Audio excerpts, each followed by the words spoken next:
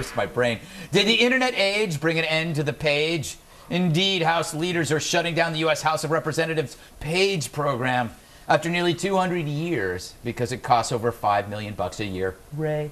And also, email and the internet make those young go-getters unnecessary, like my 7th nipple. The first 6 I totally need, FYI. House leaders John Boehner and Nancy Pelosi released a statement saying, quote, since the 1820s, thousands of young Americans have served as pages in the House of Representatives. Adding, we regret that so many were attractive. Not really. Anyway, let's discuss this in the lightning round.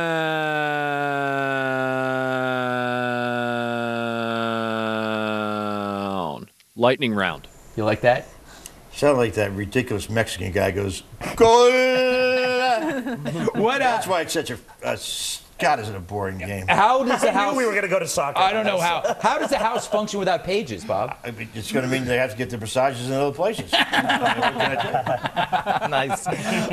Kurt, do you even know what a page does? I don't. I don't know. But who says this Congress can't cut the fat? Yeah, that's true. Yes. They cut the lean fat, though, because they're young people, Patty Ann Brown. Is this eliminating a useless government program and a step in the right direction, or are young people going to miss out on a valuable experience? Well, I mean, $5 million, I mean, not much for Congress, but I mean, it's something, and that's not even counting the hush money that they have to, pay out to, keep them to not remember the congressman who chased them around the office, who forgot to put on his Did you know our pants. own Judge Napolitano was a page in the House? Really? He was. My apologies, Judge. He was.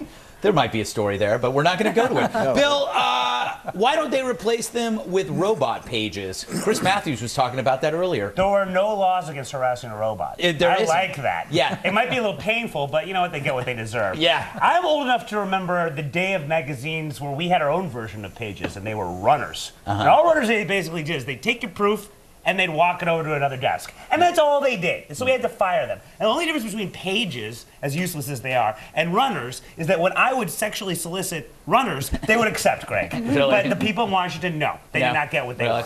Well, I think it's, the problem is if you have the robot pages, which is inevitable, at some point you're gonna advocate for robot rights, aren't you? I certainly am. Yeah.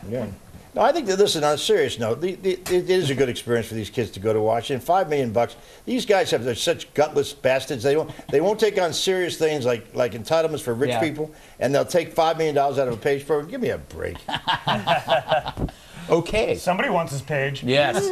Next topic. A British man plans to live outside a London Apple store in a tent a month before the release of the iPhone 5. But the worst part, the guy, Rob Shoesmith, has already received thousands of dollars of free crap from people wanting to help with his camp out, including shampoo, aftershave foam, chargers, and boxes of candy. I sent him something as well. I call it Greg's Furious Fritter. Kurt, if people are sending him stuff, surely our economy is fine, right? Our economy must be fine. I'm surprised that this guy overlooked the possibility of a reality TV show. Absolutely, yeah. That's where the big money is. It should be called camping out. People just waiting for things. PAB, what do you make of this? This guy probably doesn't have a family or he wouldn't be allowed to do this. Well, I just thought that, Britain was having these tough times, hence all this looting and everything else going on. And then these people have stuff to burn just to give to some guy because it's funny that he's sitting on the curb. I don't get it. Bob, I bet you've done something like this. I have, as a matter of fact. But see, this guy doesn't get it. I mean, a month out in the street, unless he's probably homeless. But if he isn't, what I would do is wait till the store opens up, goes on the front of the line just before it opens up, and pay the guy $100 at the front of the line and get in front of the line. I did that once in Disney. I went to my two nieces said, "Uncle Bobby, take us to Disney World," and I was drunk and hungover, and I was late, and I was supposed to meet him on Main Street. I get there, I park in Goofy 69, I get out of the car, I try to get on this tram to get down to the main gate, and it's full of little kids that just keep running into the bastard. And then I finally get there, and there's a line about 100 people long. So I did the American thing. I went to the front of the line, found a teenage guy. I said, "Here's $40. Let me have your place in line." And behind me, my jacket gets pulled, and this little twitty little college girl, blonde, perfect teeth, says, "Sir, we don't do that here." I said, "What do you want, $100? Here you go." She said, "No, sir, you have to go to the back of the line. If you insist, I'll have to call security." So I went to the back of the line. I got all the way through this thing, and then what? You know what? I get there, and you're not in Main Street. You got to take a boat, or you got to take a Unirail. And I got in line, got like a bunch of cattle. Somebody in front of me, this 400-pound woman with her kid, had cotton candy get in my face. I get there, my sister is furious. There's my two nieces. And I went and I passed out on the boat, the jungle boat. And I woke up to this alligator going, "Ah!" like that. Scared the living hell out of me. Anyway, so buy your way in the front of the line anytime. Man, don't wait. You kidding me? Unless you have no money, then steal it. Yeah, you passed out on a jungle boat. I did. And you should have seen what happened when we got to, well, never mind. But I have to say, in fairness and full disclosure, I decked Goofy. And Goofy kept coming up. They wanted to get pictures. I think $10 to get a picture. And the guy kept hanging on me, and I was hungover. It was hot. And finally, I said, if you put your hands on me one more time. And the guy did it. I went, boom! And knocked him right on his ass. And my nieces started to cry. And it was just all hard. Never go to Disney World. Why do I have the feeling that this actually happened in Pittsburgh after Bob took some bad mescaline?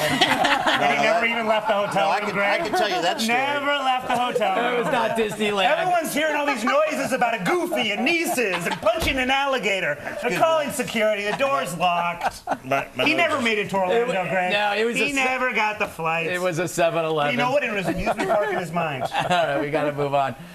Oh, boy. Time for another break. And remember to check out the Red Eye podcast. There's a new one every day. To catch them, go to foxnews.com or foxnewsradio.com and click on Red Eye. Tonight, we talked about our good friend Gavin DeGraw, who was injured, and we hope he's doing well, resting up.